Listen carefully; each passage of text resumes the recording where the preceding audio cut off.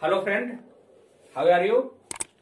Today we will see a method of fish farming.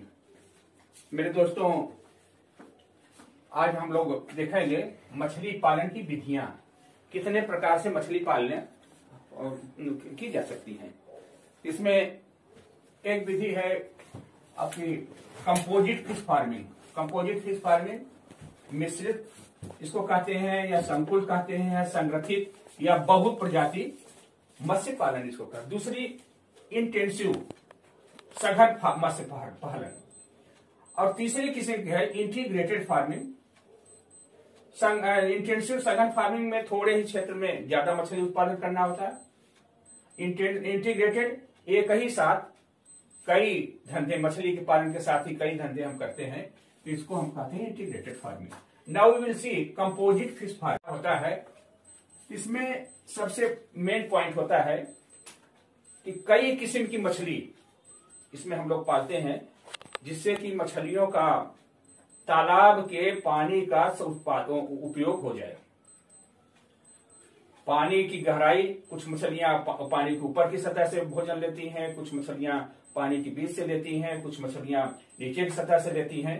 तो इस तरह से पानी का पूरा का पूरा उपयोग हो जाता है। इसमें हम 5,000 से 10,000 मछली के बच्चे डाल करके तालाब में और इसका उत्पादन ले सकते हैं, जिससे कि हमें 5,000 किलोग्राम या 10 से 10,000 किलोग्राम 5 कुंटल से 10 कुंटल तक की उत्पादन हो सकता है।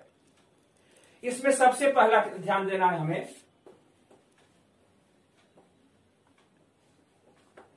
मत्स्य।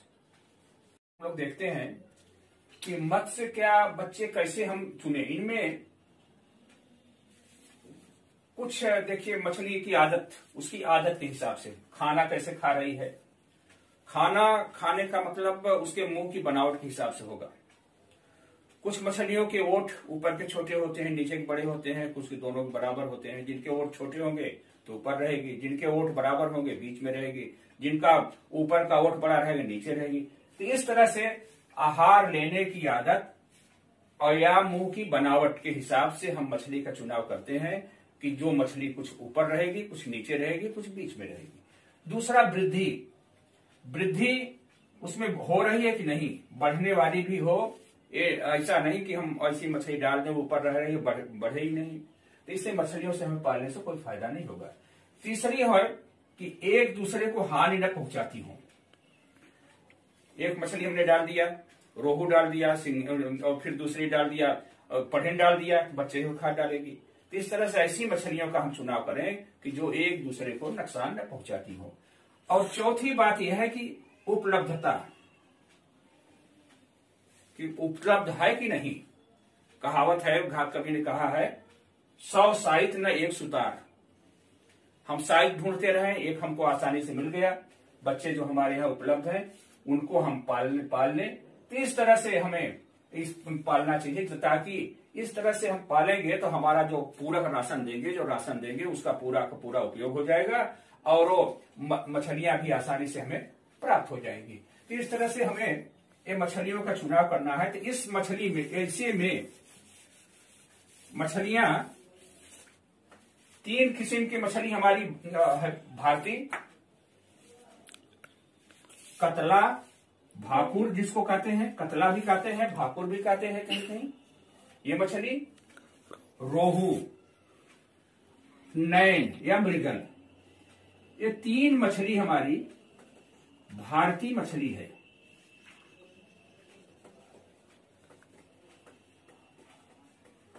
ये मछलियां हम पाल सकते हैं। और विदेशी मछलियों में सिल्वर कार्प, ग्रास कार्प, और ये हमारी विदेशी मछली है।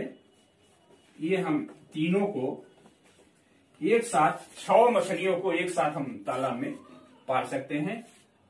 कतला या भाकुर, ये मछली तालाब के ऊपर के पानी में जो राशन होता है, जो हम चारा डालेंगे उसका उपयोग करेगी, उसको खा करके वो बड़ी होती जाती है और तेज बढ़ने वाली है, न दूसरे मछली को नुकसान नहीं पहुंचाती। रोहू एक गहरे पानी में, पानी से नीचे बीच में, तालाब के बीच में जो हमारा भोजन होगा, जो हम पूरा आहार डालेंगे, जो राशन डालेंगे, उसको खा करके ये अपना पेट भरेगी और अपने ग्रोथ, अपने वृद्धि को आगे बढ़ाएगी। नैन या मृगल ये तालाब के पेदी में नीचे रहती है, उसमें जो मिट्टी होता है उसमें पड़ी रहती है, बालू में पड़ी रहती है, और ये नीचे तालाब के नीचे जो होता है वो वहां का राशन खा करके, वहां का चारा खा करके अपनी वृद्धि करती है, कम बढ़ने वाली होती है। इसी तरह से सिल्वर कार्प है। सिल्वर कार्प भी ऊपर ही रहती है, इसमें जहां कतला रहती है उसी लेवल में सिल्वर कार्प भी रहती है। ये एक दूसरे को नुकसान नहीं पहुंचाती है। ग्रास कार्प ये भी बहुत तेज बढ़ने वाली मछली है। इसको ये बीच में रहती है, तालाब के बीच में रहती है। और कॉमन कार्प ये विदेशी मछली है, ये तालाब के पेदी में रहती है। तो इस तरह से हम देखते हैं कि 6 मछलियां ये तालाब में हम पाल करके अब तालाब के पूरा उसके पानी का उपयोग कर सकते हैं। जो हम पूरक आहार डालेंगे तो उसका उपयोग हो जाएगा। तो इस तरह से इन 6 मछलियों को हम पाल करके मिश्रित कंपोजिट मत्स्य फार्मिंग कर सकते हैं।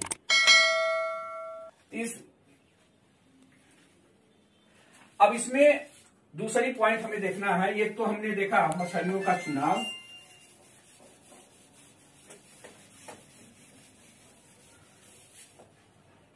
इनका दूसरी पॉइंट हम देखेंगे अनुपात, प्रजातियों का अनुपात।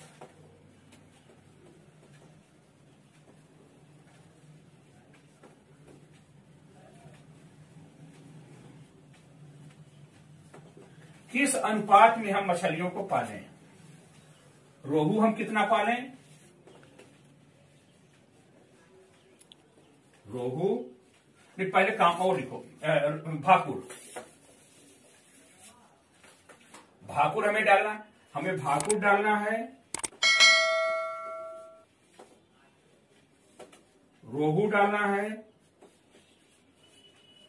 नैन डालना है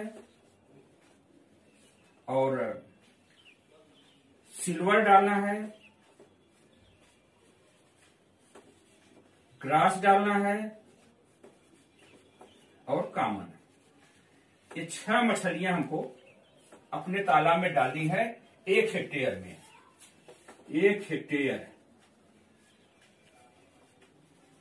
हेक्टेयर तालाब में हमें ये 6 मछलियां डालनी है। अब इसका अनुपात कितना डाला जाए कि हमारी मछली उसमें सही तरीके से।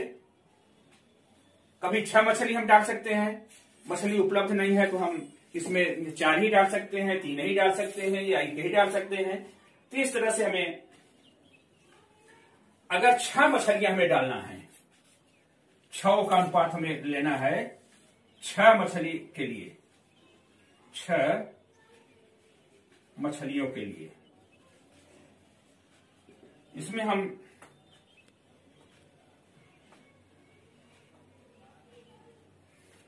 भाकुर को डालेंगे 15%, रोहू को 20%, नैन को 15%, सिल्वर को 15% और ग्रास को 15% और इसको 20%।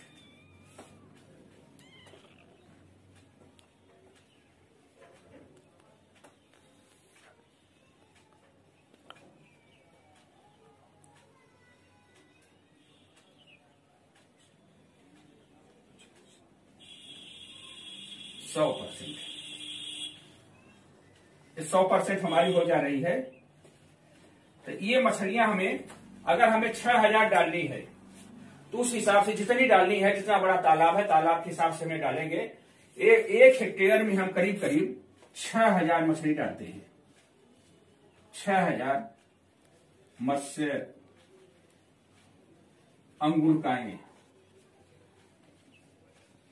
जो मछली 1 इंच 1.25 इंच की होती हैं, 6000 इसमें लगभग हम डाल देते हैं तो हमारा तालाब ये ठीक हो जाता है। अगर हमें 4 मछली डालनी है,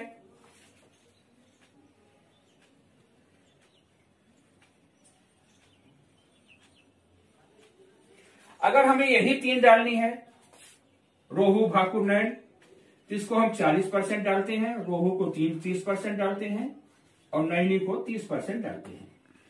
ये भाकुर, रोहू, नैन,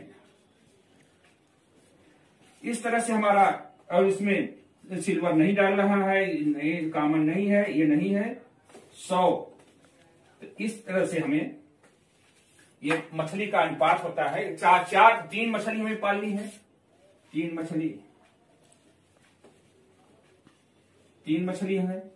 तो इससे हम कम पालेंगे, 3 मछली से कम पालेंगे तो हमारा तालाब हमारा घाटा होगा, क्योंकि तालाब के मछली अगर हम भाकुर ही पाल लें तो ऊपर का हमारा आहार उपयोग में आ जाएगा, नीचे का हमारा बचा रह जाएगा, तालाब भी गंदा होगा। रोहू पाल लेते हैं तो रोहू बीच की खाएगी, ऊपर का आहार बचा रहेगा, नीचे का बचा रहेगा। नैन पाल लेते हैं तो ऊपर नीचे बीच का बचा रहेगा, नीचे का ही खाएगी। तो इस तरह से हम 3 मछलियां या 6 मछली पाल करके अपने 4 मछली के लिए कतला, रोहू, मृगल और कामन पाल रहे हैं हम। कतला 30, रोहू 30, मृगल 30 और ये कामन 20।